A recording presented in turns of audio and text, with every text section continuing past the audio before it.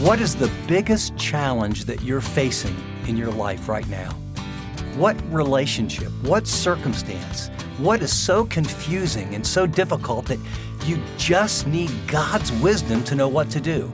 Well, today we're going to teach you about how to get that wisdom. Stay with me. Welcome to this edition of Living on the Edge with Chip Ingram. Our mission is to inspire Christians to be genuine followers of Jesus and to empower them to be active disciple makers in our world. Thanks for joining us as we're a little over halfway through Chip's series, The Real God, as he continues identifying fundamental attributes of God's nature that cause us to worship and appreciate Him even more. If you've missed any part of this intense study, catch up at livingontheedge.org or wherever you listen to podcasts. Well, if you have a Bible, go to Romans chapter 11 as Chip begins his message, The Wisdom of God. I'm going to ask you to go to a little bit different place with me, all right? Put your pencil down. I want you to lean back. And I want you to, in your mind, think of the most difficult, stressful area of your life. Okay? I want you to think of an area of your life that not only is difficult and hard, and maybe it's a relationship, or maybe it's work, or maybe it's a health issue that you can't get resolved, or maybe it's an aging parent, or maybe it's something with one of your kids. But I want you to think about something that is not only difficult for you, but it's difficult to understand.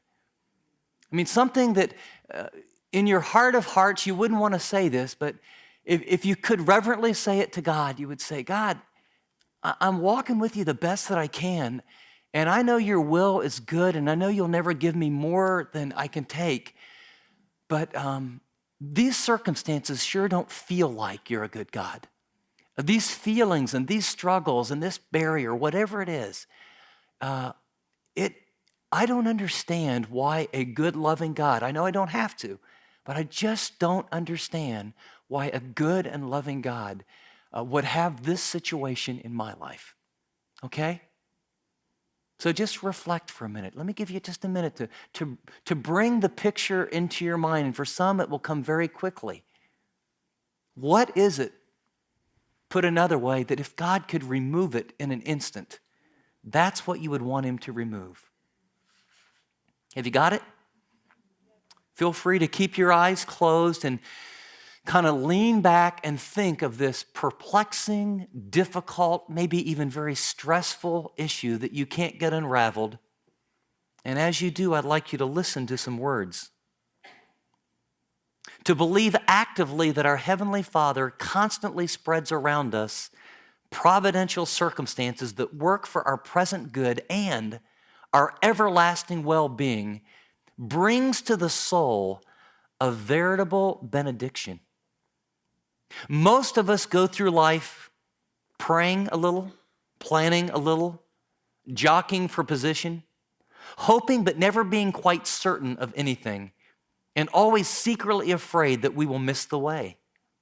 This is a tragic waste of truth, and it never gives rest to your heart. There is a better way. It is to repudiate our own wisdom and to take instead the infinite wisdom of God. Our insistence upon seeing ahead is natural enough, but it is a real hindrance to our spiritual progress. God has charged Himself with full responsibility for our eternal happiness, and He stands ready to take over the management of our lives the moment we turn in faith to Him. Before you open your eyes, let me repeat that. I want you to think of the situation. I want you to think of that you can't understand. Why has God allowed it? And I want you to listen one more time. God has charged Himself with the full responsibility for our eternal happiness, and He stands ready. That means this moment.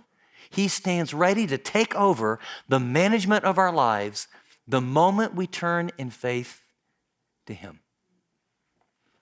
That's a quote by A.W. Tozer on the wisdom of God. And I will never forget the circumstances that led to me learning what the wisdom of God is all about. A classical definition of the wisdom of God is that God brings about the best possible results for the most possible people in the best possible way. I mean, that's the idea. He's going to bring the best results by the best means for the most people for the longest time. And that sounds like a nice theological definition, and great. Wisdom of God. Share experience where that truth saved my life. I was in seminary at the time, and I had a conviction that my wife, I had 2 small kids that were twins that were about 6 years old, and then I had an 18-month-old little boy. So we had 3 kids, and my conviction was my wife should be home and be able to nurture our children. And so I was going to seminary full-time, and I was working full-time, a straight commission job. It's the only thing I could do to make enough money just to make it through. And I went 3 years straight through. And so I was up about 4:30 or 5 every day and went to a donut shop and studied Greek for about 2 or 3 hours. Went to a carpool, went to classes, and every moment I wasn't in a class, I was reading a book or studying or doing something. Caught the carpool, came home, played with my family for about an hour and a half, went to work from about 6:30 till 11 at night, got up 4:30, did the same thing for 3 years.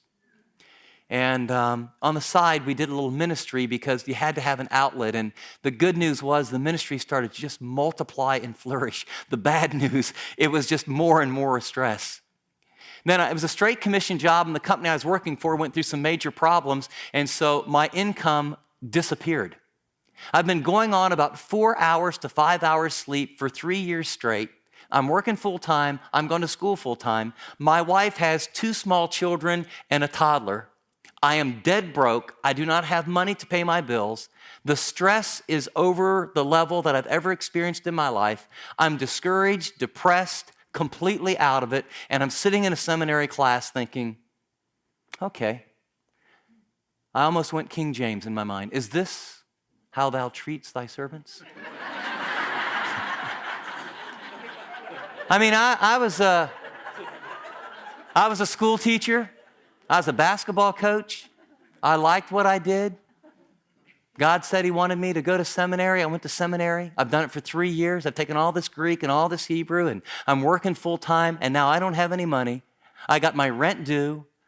We haven't bought meat or groceries in 15 days. We've taken the $7 that we put with the little co-op, and we've been eating fruits and vegetables for 15 days, and my wife has been baking bread from the whole wheat flour that she has left. I can't pay my bills. And I'm just to where I'm thinking, this is what it looks like to get rewarded when you, quote, sell out for God. I want to be in your service. I want to learn your word. And I'm ready to cash in, at least Christian service. I thought, I know enough now. I can never leave the Lord. But this being a pastor and preparing for ministry, and I was sitting in a classroom, a theology class, and just sort of staring.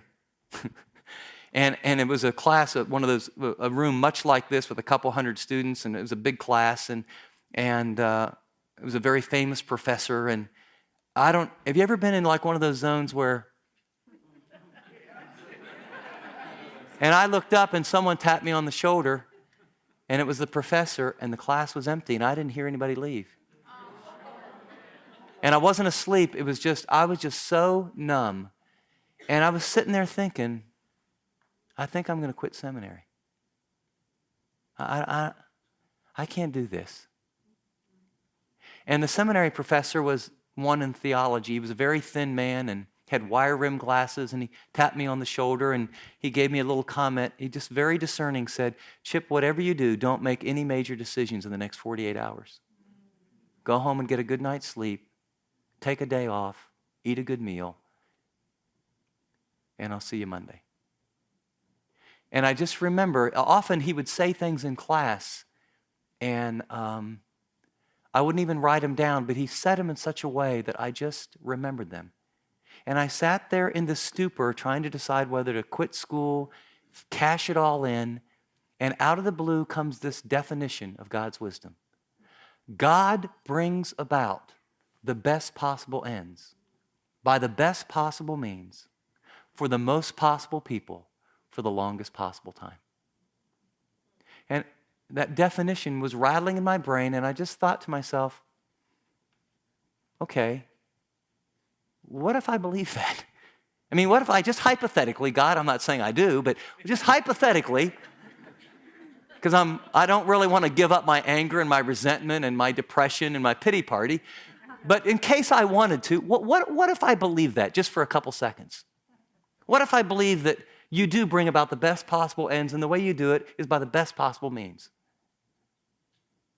And people, I'm telling you, I'm sure there was sin in my life. I just didn't know of any. Man, I'm getting up, I'm meeting with God, I'm reading the Bible, I'm studying the languages, I'm involved in ministry, I'm loving my wife. I mean, as far as I know, there's nothing between me and God, so it's not a sin issue.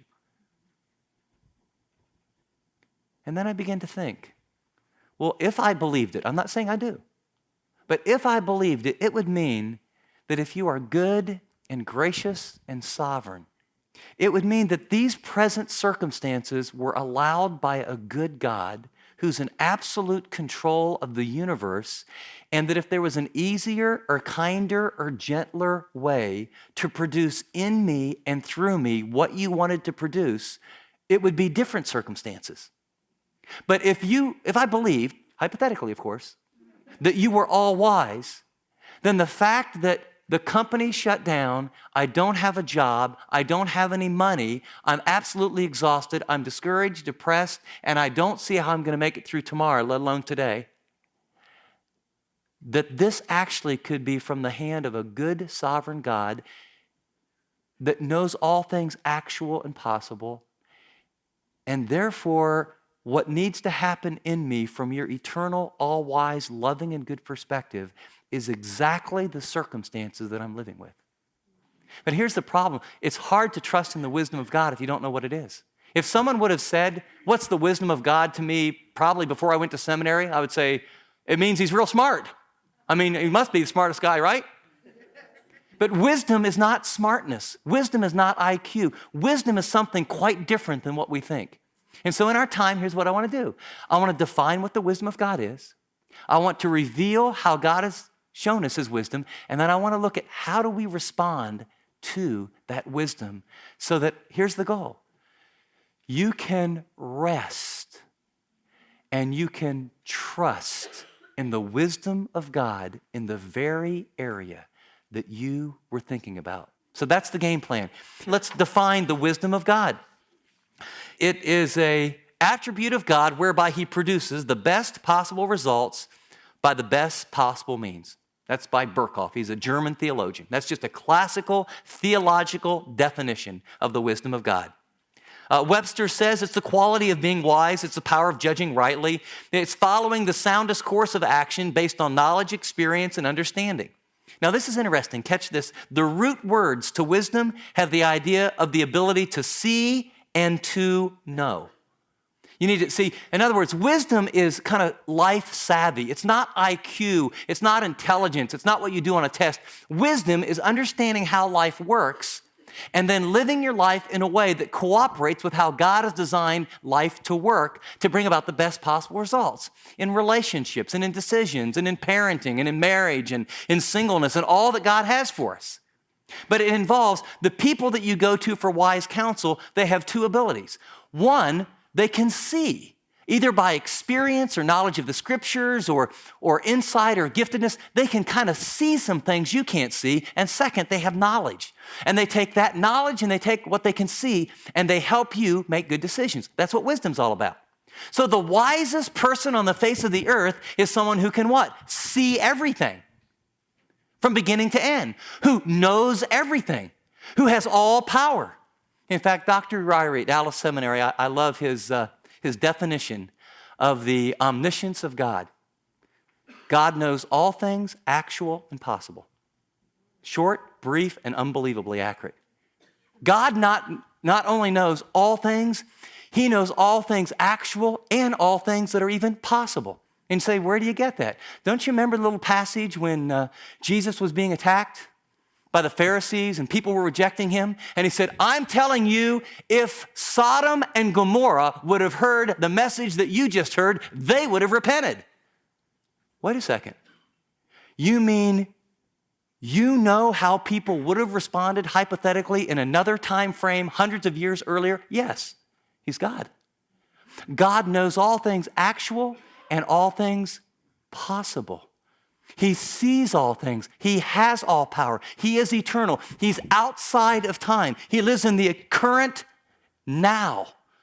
He knows the beginning from the end and the end from the beginning. And so since he sees all things and knows all things, he's all wise and can give us the greatest and best direction. In fact, the scripture says it, 1 Timothy 1:17, now to the King eternal, immortal, invisible, the only God, be honor and glory forever and ever. Amen. Or my favorite passage on the wisdom of God is Romans 11:33. Oh, the depths of the riches of the wisdom and the knowledge of God. How unsearchable are his judgments and his paths beyond tracing or finding out.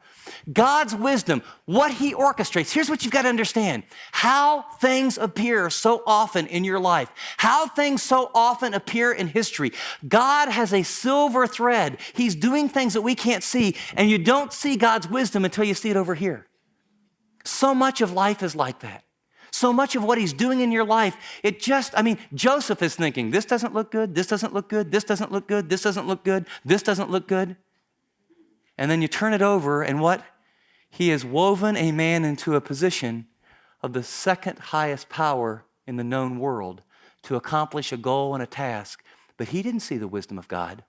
All he saw was the knots and the strings on the back of the tapestry as God was weaving his life through a series of circumstances, none of which he would have chosen, all of which he needed, not only personally, but for the purposes God would fulfill. Notice it says in the Holy Scriptures, wisdom, when used of God and good men, always carries the strong moral connotation. It's conceived as being pure, loving, and good. Wisdom, among other things, is the ability to devise perfect ends and to achieve those ends by the most perfect means. I'm back to quoting Tozer, can you tell? Wisdom is the ability to devise, not good, perfect ends and to achieve those ends how? By perfect means. What if God is perfectly orchestrating a perfect end for your life? And what if even in these knotty, yucky circumstances that seem so unbearable, they are actually his perfect means to accomplish his perfect end in you? Would that change your perspective in how you deal with life? He goes on to say, it sees the end from the beginning, so there can be no need to guess or conjecture. Wisdom sees everything in focus, each in proper relationship to all, and is thus able to work toward predestined goals with flawless precision. You're listening to Living on the Edge. We'll get you back to our series, The Real God, in just a minute. But first, if this teaching has ministered to you, consider becoming a monthly partner. Your regular financial support goes a long way to help us encourage pastors, create resources, and share Jesus with today's youth. Visit livingontheedge.org today to learn how to support us. Well, with that, here again is Chip. Let me give you an illustration that has helped me so much. This is a picture, and then we'll look at how God has revealed his wisdom. Are you ready for this picture? It's a dramatic picture. Try and really let the color of your mind and the cinema scope just begin to really gravitate into this picture. I want you to imagine there's a railroad tracks coming right across here, and there's a nice little hill that goes up, and on it is a small house where the railroad track man lives. And you come across the tracks, and there's some gravel, and you go up, and then there's some steps, and over here is a little booth. And the railroad track man's job is he has a lever, and the trains come, and his job is to push the lever at the right time so that the tracks slide over, so some trains go off to the north, and some trains will go off to the south. And as they come through, he gets radio wires, and he hears what's going to happen, but it's an old-fashioned time, so he must flick the switch to change the tracks. That's his job. And so he lives on a little hill, and he has a cute little wife, and they have a beautiful little 4.5-year-old. And so he is over doing his job. And his little boy is running down the hill, Papa, Papa, Papa, Daddy, Daddy, Daddy. Can you visualize him? He's coming down the hill. And he sees his daddy doing his job, and often he would bring daddy his lunch, and they would have good times together. And as he runs and comes across, he trips on the track. And as he trips on the track, his little tiny foot gets wedged underneath the track. And as you and I would look down about 500 yards, there is a train coming at a very high speed. There's not enough time for daddy to come down from his post and pull his little boy off that track. He now has a decision to make about what is wisest, what is best, what should he do. And he has option number one is that as the train is coming down the track, he could switch it. But if he switches, because the track that it's on, it would jolt that track and probably 400 to 500 people would go to their death. It's coming at a very high speed.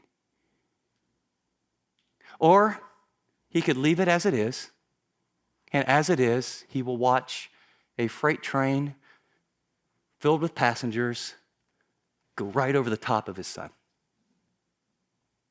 If he asked you, what's the wisest thing to do? What would you tell him? I didn't say the moral thing to do. I didn't say what he wanted to do. I didn't even say the sacrificial thing to do. What's the wisest thing to do in this situation? And I would suggest that we as Christians, most of us would come up with an answer like this if we were given this in a small group. And we would discuss it together and come up with the noble and righteous answer that the wisest thing to do, though painful and sacrificial, of this father will get to experience something like God the Father must have experienced, and he should not kill the 450 or 500 people, but he should watch his son die. Now, that may be the most loving and sacrificial and noble thing to do. I didn't say that. I said, what's the wisest thing to do? There's a difference. Because wisdom has to do with what? The best possible results for the most possible people for the longest possible time, right? And you say to yourself, well, this is it, 500 people versus one, let the kid die. Wait a second, what if the kid is the next Billy Graham? If he's the next Billy Graham, would it be better for 500 people to die in a train wreck and possibly millions of people to spend eternity in heaven? Which would be the wisest? Which would be the greatest benefit long term? Or what if this little boy has, in his DNA, he will find the cure to HIV? Would it be better for 500 to live? Or to have 1 million people or millions of people, or to stop a plague that's going worldwide? Or, well, stop. Maybe that's not right. What if there's a person on the train and they have the cure for cancer and they will discover it 2 years from now? Or what if the next Billy Graham is on that train? Do you see how complicated it gets? See, all of a sudden, wait a second, we're not talking about a train and 500 or one.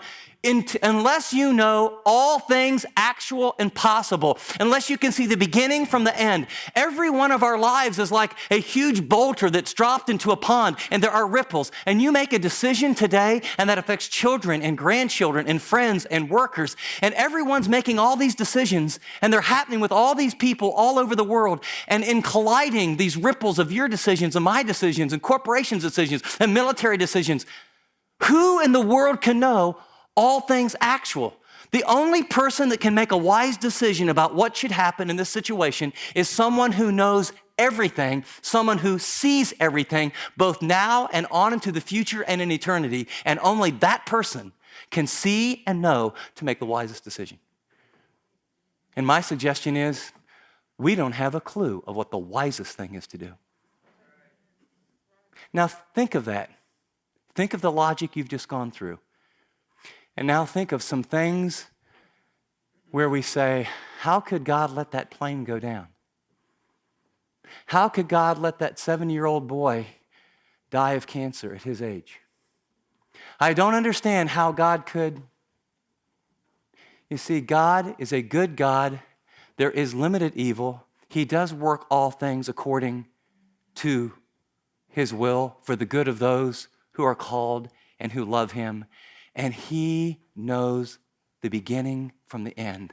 And he knows the implications of every decision, of every relationship, of every human being for all eternity in an omnipresent, present now with all the implications. And he is all wise. And his decisions and his decrees and his will is orchestrated for people, not just in view of his sovereignty, not just in view of his power, not just in view of his love and compassion, or in his goodness and desire to bless, but it's filtered through his wisdom, which means He brings about the best possible ends by the best possible means for the most possible people for the longest possible time. Tozer summarizes by saying this: all God's acts are done in perfect wisdom, first for his own glory, and then for the highest good of the greatest number for the longest time. And all his acts are as pure as they are wise. Isn't that great? And they are as good as they are pure. Not only could his acts not be done better, a better way to do them could not be imagined. Can I suggest something? That's true in your life. I mean, if you're in blatant sin, and I certainly have had times where I have been, so there's consequences to our sin, and we often blame God for them. But if you're not in blatant sin, and as far as you know, you're walking with God, you're trying to be the man, the woman that he wants you to be, and you have certain things in your life that you're saying, God, I don't understand. This isn't fair. This is hard. Please take it away. I'm praying, and nothing changes. Could it be that the all-wise God of the universe is actually drawing you toward a perfect end by means of perfect methodology to produce in you and through you beyond and better what you could ever dream? See, that's how you rest in the wisdom of God. But when you come to understand that this is not a concept, this is God. The God that you pray to, this is what he's like. Well, let's talk about, how has he revealed his wisdom? I mean, if this is true, this could change your life. How has God revealed his wisdom to us? One, through creation. Psalm 19, verses 1 through 7. Listen to how God has revealed that he's wise. The heavens declare the glory of God. The skies proclaim the work of his hands. Day after day they pour forth speech. Night after night they display knowledge. There is no speech or language where their voice is heard. Their voice goes out into all the earth, their words to the ends of the world. In the heavens he's pitched a tent for the sun, which like a bridegroom coming forth from his pavilion, like a champion rejoicing to run its course. It rises at one end of the heavens and makes its circuit to the other. Nothing is hidden from its heat. The creation, the ecosystem. I mean, take an electron microscope and look at the smallest things you can find, and you'll see an amazing order and wisdom and balance. And then take a telescope and blast it into all of the universe, and we see what? These planets that are in these amazing orders and gravitational pulls and balance one another. You could take our Earth and just tilt it 1 degree or a portion of a degree, and some people would freeze to death and the other people would burn to death. The oxygen of the plants, the carbon dioxide of the people. You know, we as humans, we mess with the environment just a little bit, and man, it just starts going crazy. God, in his wisdom, bringing the best possible results. Why do birds fly certain places, certain times? Why do they mate the way they mate? Why do they have certain boundaries? Why is there this balance of certain animals that eat other animals and others that don't eat other animals, and so much grass? And how God orchestrates weather and patterns and animals, his creation. This is Living on the Edge with Chip Ingram, and you've been listening to part 1 of Chip's message, The Wisdom of God, from our series, The Real God. Chip will be back shortly to share some helpful application for us to think about. You know, we've all unintentionally projected some of humanity's worst qualities into our Creator. Many view God as moody, weak, unfair, impatient, and merciless. But those ideas couldn't be further from the truth. Through this series, Chip explores key Bible passages to reveal 7 fundamental characteristics of our Heavenly Father, attributes that reflect the very essence of his divine nature. Join Chip on this journey to reshape your perspective toward God, which will deepen your relationship with him like never before. You won't want to miss a single part of this study. Well, I'm joined in studio now by Chip, and Chip, the idea of discipleship is at the heart of this ministry. And we believe there's a specific group of people responsible for continuing that work all around the world. So if you would, identify these difference makers and explain how we're investing in them. Well, Dave, the fact of the matter is this. is that we want to help Christians live like Christians, but God has ordained there is a place, there's a supernatural community, and it's called the church. The church isn't a building, it's a group of people. And there's a person or a group of people, pastors, who are morally responsible to lead churches. If there is a godly pastor who's healthy, who teaches God's word practically, clearly, relevantly, with orthodox theology, guess what? It produces people, young people, middle-aged people, and older people that are Christians who live like Christians. So one of the main things we do at Living on the Edge is we train pastors right here in the United States and all across the globe. If that's on your heart, would you help us? If you would give a gift to help us reach, train, develop, and encourage pastors, it would mean a lot to them, but it will create the disciples of the future. That's absolutely right, Chip. And if you'd consider becoming a monthly giver, it would make all the difference. If we can depend on your regular support, we can continue ministering to pastors all over the globe. Learn more about becoming a monthly donor by going to livingontheedge.org or by calling 888-333-6003. That's 888-333-6003 or visit livingontheedge.org. App listeners, tap Donate. Well, here again is Chip with his application. When we started today's program, I asked you a question. What's the biggest challenge that you're facing right now? What gives pressure? Where is there stress? Is it a relationship? Is it your marriage? One of your kids? Is it the fact that you don't have a relationship and you're single? Is it finances? Is it the world situation? Is it the stock market? I don't know. But here's what I do know. The toughest challenges that you face or I face can be revolutionized when we look at them through the lens of God's wisdom. God is orchestrating events and circumstances and people in your life to produce the best possible ends by the best possible means for the most possible people. Have you got that? He's working. He's wise. He knows what he's doing. Understanding God's wisdom, this concept that life isn't just haphazard. Not only is he sovereign, but if there was a better way to help you learn, if there was a better way for God's will to be worked out in your life, he would do that, okay? You're not getting a raw deal. You're not getting God's second best. He knows you. He loves you. He's working for your good. And the plan that you're experiencing right now is the wisdom of God. This has brought more comfort and more peace in the midst of my most difficult challenges than probably any other aspect of God's character.